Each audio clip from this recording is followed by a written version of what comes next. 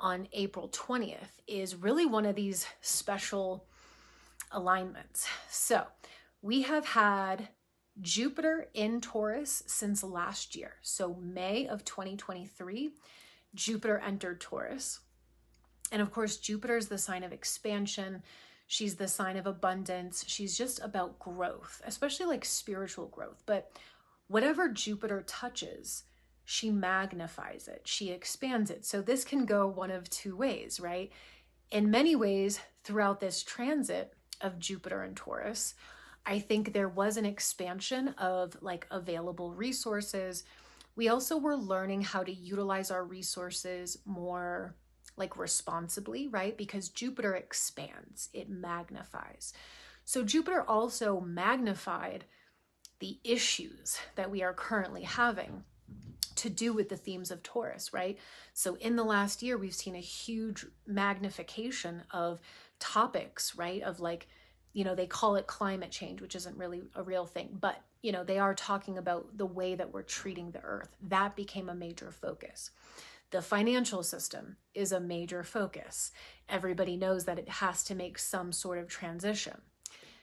There's been a big focus on food, whether it be food shortages, whether it be what's in food, right? I've seen a lot of new kind of like articles coming out, lawsuits coming out against these different food brands for pesticides, for, you know, plastics and toxins and metals that all of a sudden are becoming a focus of like what's in our food. Obviously, there's been a big conversation around land and real estate, right? And again, so Jupiter magnifies. So it's not always necessarily good or bad, but we saw the rise in the housing market, right? It was like all of a sudden they just want to double, triple the price of everything. That's Jupiter and Taurus. So all of this has been kind of a topic for the last year. Now, at the same time, Uranus has been in Taurus since 2018. And Uranus works very differently. So if Jupiter magnifies and kind of expands and multiplies, Uranus collapses things. So Uranus is represented by the lightning bolt. And so Uranus's kind of role, if you are into tarot, I would say that Uranus is very much like the Tower card.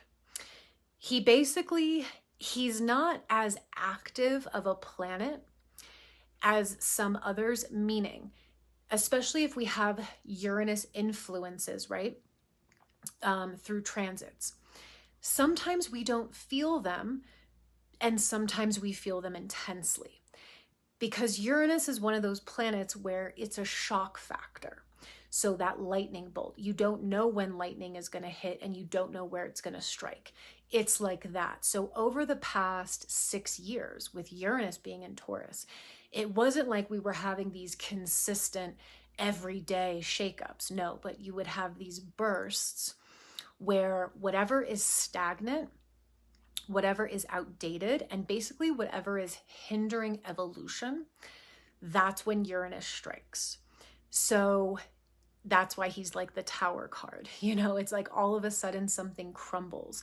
All of a sudden there's a huge event or some big change that kind of changes the evolution overnight. And so with Uranus and Taurus, we've seen a lot in the past 6 years. Definitely an increase in weather events and earth events like earthquakes, volcanic activity. That is a product of Uranus and Taurus. We have seen shakeups, right, with the financial system, and it's questionable as to how that's going to go. We've seen lots of shakeups and changes just in terms of how we utilize resources, right? So Jupiter and Uranus are going to come into an exact conjunction on April 20th, and this is going to be at 21 degrees Taurus. So if you want to look at your charts for 21 degrees Taurus, you might get a feel for kind of where this event is going to be happening. Now, like I said, with eclipses, it's not a one and done deal. Eclipses are long-term catalysts. Like a normal eclipse, which is like a partial eclipse, which we have every year, those are like 6-month windows, right? So normally we always have eclipses in the springtime, which carries us to the fall. So we have like a 6-month theme that runs. Then in the fall, we have eclipses again. That runs for the next 6 months till spring. But total solar eclipses and total lunar eclipses are a little bit different. Those effects will last a lot longer than just a 6-month window. But with this Jupiter Uranus conjunction, we will see how this unfolds. But I'd be interested to see that there might be an actual event on that day. Like we might actually feel the impact of these two on that day, simply because Uranus is that suddenness. So leading up to the 20th, and I would say probably like a couple of days after, we might see a sudden shakeup in some area. Now, personally, wherever you have it in your chart, right, is if you reflect on that area of your life, when Jupiter and Uranus come together, it can look like a few things. It can look like suddenly you just want to make a huge change in that area. Like maybe you've been working up to it. Maybe you've wanted to make a change, but the catalyst wasn't there, and it can be a sudden like boom. It could be a sudden release in that area as well, right? Because when Uranus strikes, sometimes that means something does crumble. So it could be like a sudden release in that area as well. It could be a sudden plot twist in that area.